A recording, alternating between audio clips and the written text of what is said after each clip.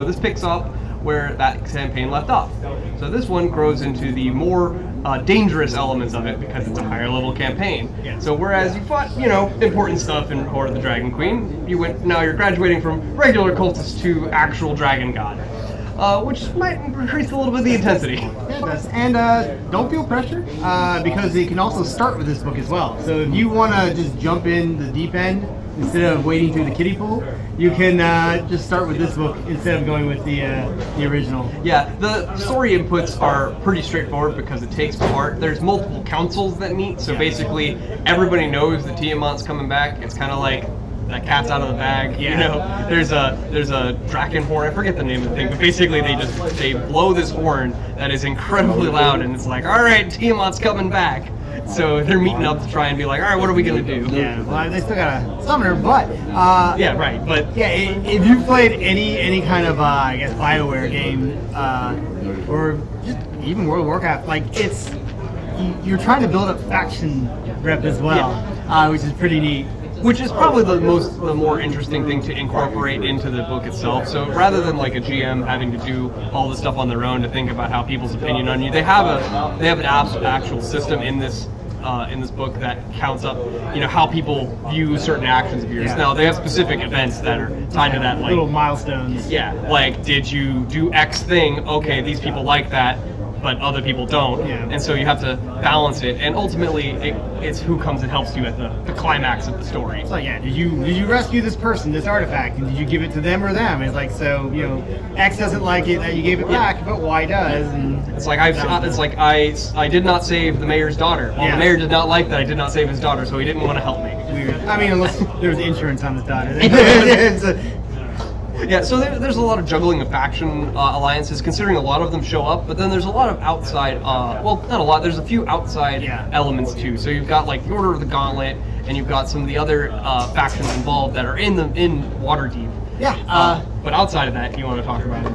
Yeah, they do a pretty good job of well, I mean, it's been part of the lore for generations, but I mean, they've done a good split of the faction. They have the secretive good guys, they have the blatant good guys, they have the nature's what matters, just do what you want, and then they have the like underbelly of the city faction that's just everywhere. And so it's cool too because depending on how you align yourself, you can get more assets. I mean, obviously this is for role playing and stuff. So if you're playing like almost more of a mercenary style character, or like a senior character, like the Assassin's Guild, I forget. They're everything. They're the black market. They're just regular merchants, thieves, assassins, just whatever. But they just want their hands in every aspect of I guess where the money changes hands. But like the input for them is that, well, Tiamat coming out of the Nine Hells is probably not good for business. Yeah, no, and like I guess the big difference is that faction is mainly run by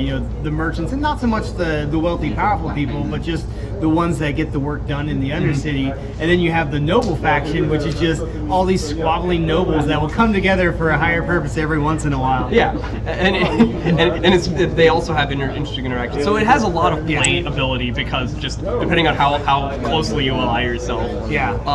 And other stuff like that, you get to go to a lot of interesting locales. So stuff that you wouldn't think that you would normally go to, like the ice planes and some other interesting areas that you can check out that are really cool and both scary but exciting all at the same time. Yeah, you have to consider that in this world, civilization is basically dotted on the coast, the Sword Coast, and one road connects everything, and this road is 2,000 miles long. Yeah, it's like... So, you're basically walking or riding a horse or taking a boat everywhere. 2,000 miles is still a lot of room to cover, so there's so much to explore as well. Yeah, and for somebody like me, like I actually didn't know very much about Faerun until I started getting into reading the Horde of the Dragon Queen and moving into this one. So learning about the factions, once you pick up these two books, if you're like not familiar with it, or even, I mean, if you know them, you know them, but it's a good stepping stone to be like, all right, cool. So I always called it Forgotten Realms. I didn't know it was called Faerun. Well, now I do, and now I'm learning all about these factions and how they act when this stuff happens. So it's applicable in your experience that after you finish this book, you'd be able to be like, all right, cool. Now I can use a different asset to start my next campaign. one of the things that we talked about beforehand is some stuff, not necessarily a problem with the book, but it's something that you would want to focus on, would be the climax. It's the one critique that I read online from a couple of articles, and I could see it myself, is how the Allies interact in the last encounter, like the big climax of the story, when everybody comes together, that there's room to play, obviously, excuse me. And you kind of need to in order to really get the feel, because obviously it's too much information to give you like different things that each individual person would do in any given situation. So as a GM, you have to really be like, all right, cool. So this is what they're contributing. This is what they're contributing. So in terms of the book, that's where you gotta use your GM ability. You might want to adjust those numbers a little bit. Yeah. It's more of a set of guidelines. Yeah. And so that way you can have like, you have all, like, let's just say you have the Emerald Enclave show up. It's like, okay, well, what does their stuff specifically look like, and what else do they want to do in this fight? Yeah. And how, what characters? Because I know from our experience playing D&D, it's always funny how random NPCs can become very important to the game. Yeah. Like Meepo. Yeah, like everybody's got a Meepo. Yeah. We had a session where we had a very important NPC who sadly did not make it. So, moment of silence. How much more time do we have? 30 minutes? 30-minute moment of silence, please. Well, yeah, so these random NPCs, that even ones that you generate, like even in our campaigns, they can become really important. So as you ally yourself with these factions, that can be really fun. It's like I'm going to pull up the stream right now and see if I can see any comments if people are interested in learning more specific things. But other than that, I mean, as a player, it's like, well, that's enough as the GM. But as a player, what do you find appealing?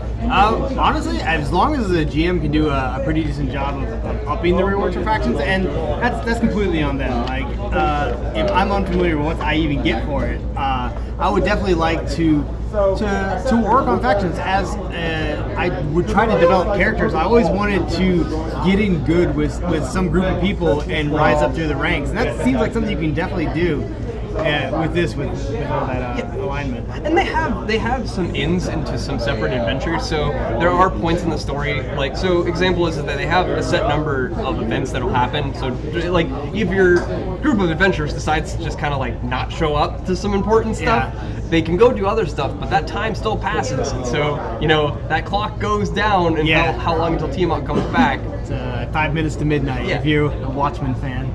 And so if you don't want to necessarily follow as close to the book as possible, you don't have to. That's good to have that room to play. Yeah. I definitely think there's a lot of room also for really building up a city to fight, because as it stands right now, a lot of the cities are ready to capitulate and give in to Dragon Cult demands. Yeah. So you can be there to rally the people, basically give them a good slap in the face and say, stop it. These are bad guys. Stop trying to just make your lot worse when Tiamat comes back. Yeah, and as a player where you're trying to so in the first one you were levels 1 to 7. Yeah. Now you're like a level 8 to like 15 character. So you're not a slouch in combat at all. Your character is going to be really powerful in comparison to a lot of general things. So you're not going to run into like the dumb stuff that you would do for, like, oh, I'm going to get into a fight with a town guard and it's going to be a challenge. Like, no, you're gonna crush that dude. Like, now you actually get to fight like really material things, and I think that's the most appeal is the chance to have these big epic fights against like really big targets, going after characters in the story. And dragons. Like it's obviously not just since Tiamat's the queen of all the chromatic dragons, they're all gathering, and so you get to have combat not just essentially against Tiamat. You don't spend the entire campaign waiting to fight Tiamat, you're also fighting her minions, and those are all very powerful, and you get to see all of the cool elements into it. Like the dragon masks, which are a big element of the story. One of each color is what they have. And that's how they're just trying to bring her back. You get to see the pursuits, the goals, different elements of the story involve different pieces, and you could even play with some of them if you wanted. Yeah. So I mean, with the dragons coming out, of hiding essentially, because there's also discussion with the war with the giants. Yeah. So, well, the giants thing, dragons and giants, they have been getting along for a long time. So for the longest time, giants and dragons just Oh, sorry. Yeah, but they figured out that this war of attrition between each other has gone on a little too long, so it kind of reached a Cold War point where everyone just like stopped fighting, but really just tried to avoid each other. But with Tiamat preparing to return, a lot of the dragons came back. They're more active, so just think in the 80s, if Russia were more active, so America would be as well. So the giants are coming out to play as well. And it's cool too because you have, so tying this into other books too, the giants and the dragons thing, being kind of elusive and hard to find, like these bring them out to the forefront. Like Storm King's Thunder brings giants to the highlight. Yeah. Well, this one's bringing dragons to the highlight. And then obviously they're both a niche. But these are where you get to see these creatures of really strong power, and you get to combat them. It's a lot of fun.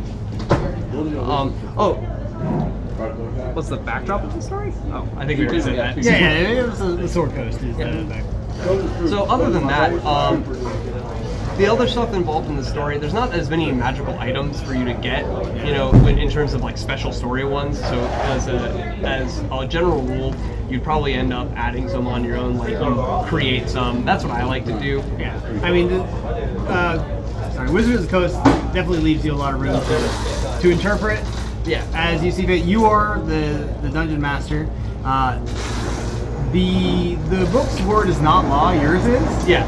And so treat it that way, be creative, and have fun with it. If something seems off or busted or just not cool enough, change it. Yeah, and that's where it's obviously it's more about having fun than anything else. Exactly. And when you're dealing with dragons, how is it not cool? Yeah. So I feel like we touched on all the main points, and so I wanted to move on to stuff that about the newest stuff that's coming out. Okay. Mark Buffington had told me the other day, in which was mentioning him about Tomb of Annihilation. That's coming out in September. Yeah.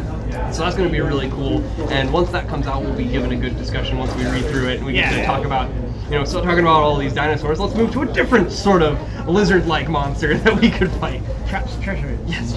So some of the stuff that I wanted to share with everybody is that the Adventure League, which happens on Wednesdays, which if you're wanting to get involved in playing D&D and don't have a group, or you're interested in maybe discovering one or growing one yourself, the Adventure League is a great place to start. It happens on Wednesday nights. Yep, around 7:30 when it starts. Come in a little earlier if you're just getting started. We can always help you get set up, meet you with the DMs that are on the tables, and get your character prepared if that needs to be done as well. Yeah. And so the benefit of doing the Adventure League as well is on this upcoming adventure.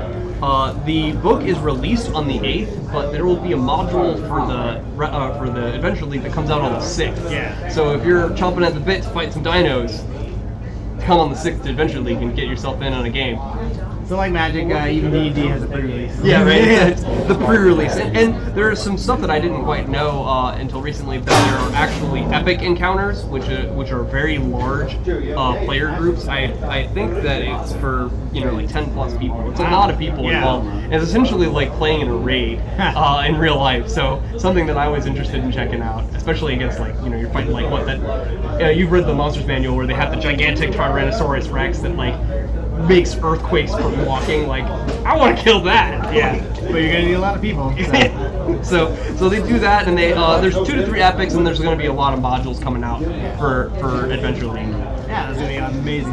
Yeah. Well, guys, I think that's going to be it for today. I'm Elliot. That's a Free Action. I just released my video on barbarians on my YouTube channel if you want to check it out. Yeah. Next week we're going to be talking about the Lords of the Apocalypse, which will be our elemental evil blah blah blah. There's probably 4. All right. we're going to bet on it. Yeah, we're betting on 4. All right. Anyway, I'm Elliot. I'm Mark. And thank you for tuning in. Have a wonderful evening.